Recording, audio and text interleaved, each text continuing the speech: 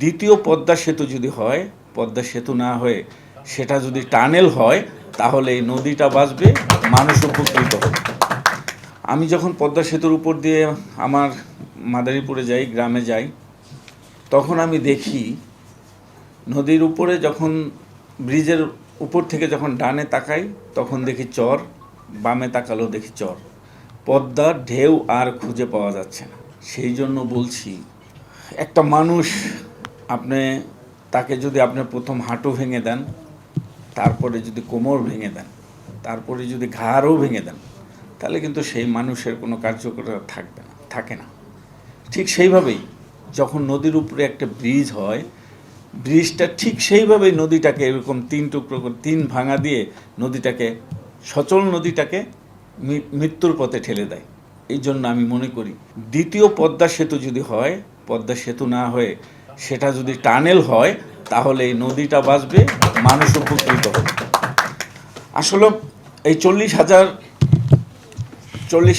কোটি টাকা দিয়ে আপনি একটি ব্রিজ করতে পারবেন, কিন্তু 40,000 না, 40 কোটি টাকা দিয়েও আপনি কিন্তু একটি নদী, পদ্মা নদী বানাতে পারবেন না। এজন্য এটারও রক্ষা করার দায়িত্ব কিন্তু আমাদেরই। নেচার আল্লাহ তাআলা সকল কিছু সৃষ্টি করে দিয়েছে আর মানুষকে সেরা বানিয়ে দিয়েছে।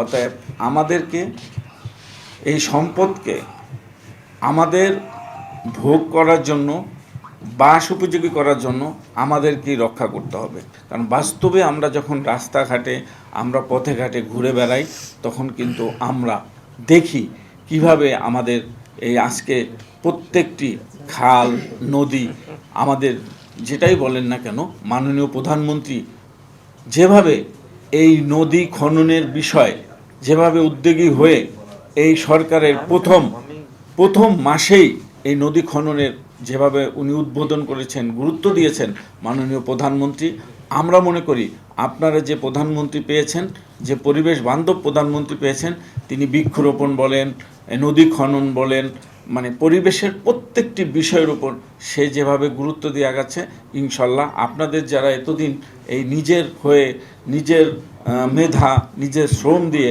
আপনারা এই পরিবেশ রক্ষার জন্য এতদিন যে আপনারা এই সমাজের জন্য কাজ করছেন, ইনশাল্লাহ মাননীয় প্রধানমন্ত্রীর নেতৃত্বে আপনারা এইবার সফল হবেন সকল ক্ষেত্রে।